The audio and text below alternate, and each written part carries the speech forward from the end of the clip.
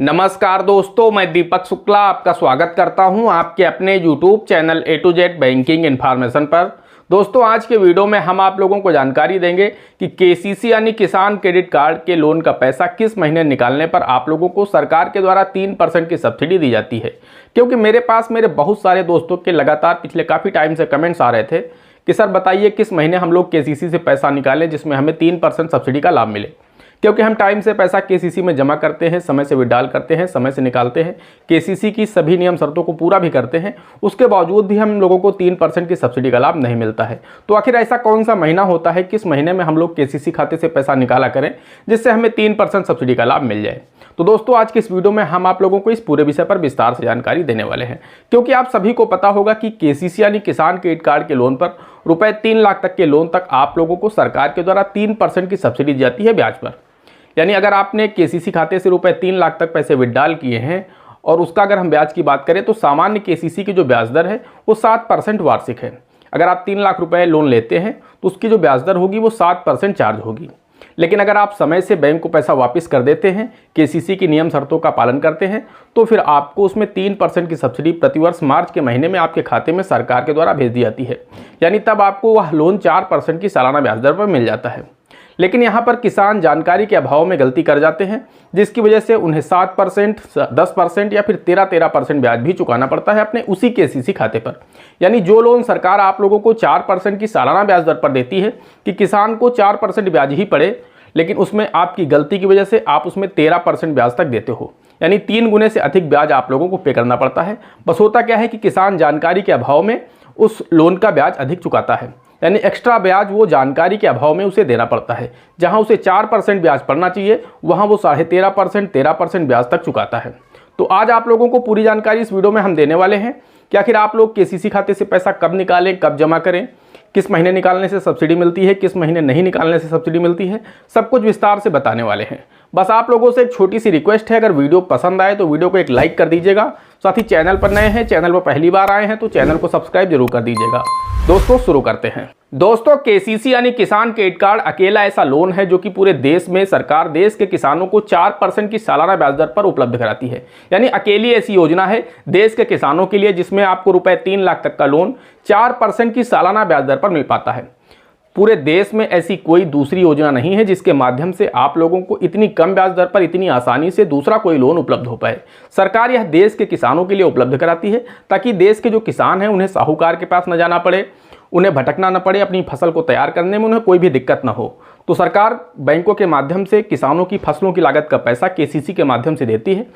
जो किसान की ज़मीन है उसे बैंक अपने पक्ष में बंधक कर लेती है और जब किसान इस लोन को अदा कर देता है अपनी ज़मीन बंधक मुक्त करवा लेता है। तो दोस्तों, KCC लोन नहीं है, KCC किसानों के लिए किसी वरदान से कम नहीं है।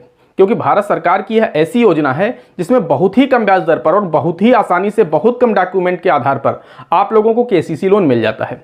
लेकिन किसान जानकारी के अभाव में जो लोन आप लोगों को सरकार 4% की सालाना ब्याज दर पर देती है उसमें आप लोग 14% ब्याज पे करते हैं। बस यहाँ पर होता क्या है कि किसान को जानकारी नहीं होती है, या तो किसान जानना नहीं चाहता है, या फिर जो बैंकर हैं उनसे वो टच में नहीं रहता है, उनसे पूरी बात अपनी पूछता नहीं है, डरता है, जिस वजह से उसे जानकारी नहीं होती है कि आखिर हम KCC से पैसा कब निकालें, कब जमा करें तो हमें सब्सिडी का लाभ मिल जाएगा। क्योंकि आप लोगों को मैं पहले ही बता चुका हूं कि KCC की जो सामान्य ब्याज दर है रुपए 3 लाख तक वो 7% वार्षिक है। अगर कोई किसान पैसा निकाल करके 1 वर्ष के अंदर बैंक को वापस करता है तो 7% ब्याज उसे भरना होता है। लेकिन मार्च के महीने में उसी खाते में 3% की सब्सिडी आ जाती है। जितना भी ब्याज वो पे करता है उसकी 3% की सब्सिडी उसी खाते में आ जाती है। तो कुल मिलाकर कहने का मतलब ये है कि जब 3% की सब्सिडी आपके उसी KCC खाते में जमा हो जाती है तो वो अमाउंट आपका घट जाता है। यानी किसान को 4% ब्याज ही वार्षिक देना होता है इस KCC खाते पर। लेकिन बहुत सारे किसान हैं जो कि पैसा तो समय से दे देते हैं, उसके बावजूद भी उन लोगों को सब्सिडी नहीं मिल पाती। तो वो लोग मुझे बहुत ज़्यादा कमेंट्स कर रहे थे। तो अब मैं आप लोगों को बता देता हूं कि किस महीने पैसा निकालने से आप लोगों को सब्सिडी मिलती है, या फिर क्या दूसरा तरीका है उसे पूरा करने से आपको सब्सिडी मिलती है। तो दोस्तों, हम आप लोगों को बताना चाहते हैं KCC में ऐसा कोई भी मानक नहीं है, ऐसा कोई भी महीना निर्धारित नहीं किया गया है कि किस महीने आप लोग पैसा निकालेंगे तो आपको सब्सिडी मिलेगी, किस महीने आप पैसा निकालेंगे तो सब्सिडी नहीं मिलेगी। आप लोग बहुत ज़्यादा कमेंट्स कर रहे थे तो मैंने इस पर एक वीडियो बना दिया है। लेकिन ऐसा कोई महीना सरकार के द्वारा या बैंकों के द्वारा या RBI के द्वारा निर्धारित नहीं किया गया है कि इसी महीने अगर किसान पैसा निकालेगा तो ही सब्सिडी सरकार देगी। ऐसा नहीं है। आप किसी भी महीने पैसा निकालिए केसीसी खाते से, उसे आपको ध्यान रखना है। आप कोशिश करिए, आपने जो पैसा रबी की फसल में निकाला है, जैसे ही रबी की सीजन आ जाए, रबी का सीजन समाप्त हो जाए, तो आप अपनी फसल जब बेचें तो कोशिश करें 6 महीने के अंदर ही अपने उस केसीसी खाते का पैसा पूरा अदा कर दें। उसके बाद जब खरीफ का सीजन शुरू हो तो आप खरीफ सीजन के लिए जो फसल तैयार करनी है उसका पैसा आप पुनः निकाल लें, और जैसे ही खरीफ सीजन आपका समाप्त हो, आप उसकी फसल तैयार हो, उसे बेचें तो केसीसी का पैसा भर दें। तो कोशिश करिए कि 6-6 महीने में ही अपने केसीसी का पलटा करते रहिए। आपने जिस फसल के लिए पैसा लिया वो फसल तैयार हो गई, फसल बिक गई, आप पैसा जमा कर दीजिए। फिर दूसरी फसल आ गई, उस फसल का पैसा ले लीजिए, फसल तैयार हो जाए, आप पैसा जमा कर दीजिए। इससे क्या होगा कि 6-6 महीने में आपके केसीसी का टर्नओवर होता रहेगा और 100% आपको सब्सिडी मिलेगी।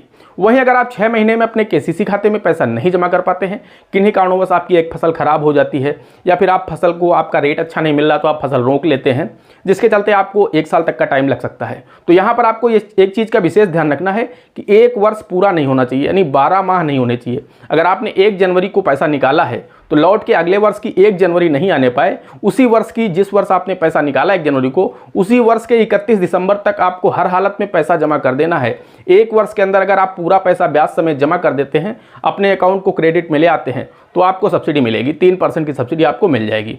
ऐसा कोई भी महीना निर्धारित नहीं है। आप जब भी पैसा निकालें, आपने जनवरी में निकाला तो आप दिसंबर में जमा कर दीजिए उसी वर्ष के, फरवरी में निकाला तो जनवरी तक आप जमा कर दीजिए। यानी आपको हर हालत में 12 महीने पूर्ण होने से पहले ही पहले आपको पैसा जमा कर देना है। अब मान लीजिए जैसे खरीफ का सीजन शुरुआत होती है 1 जुलाई से, आप 1 जुलाई को पैसा निकालते हैं तो लौट के 1 जुलाई ना आने पाए, आपको 30 जून तक ही पैसा जमा कर देना है। उससे पहले आप कभी भी जमा करें, लेकिन अधिकतम मैंने आपको बताया कि 30 जून हो सकता है।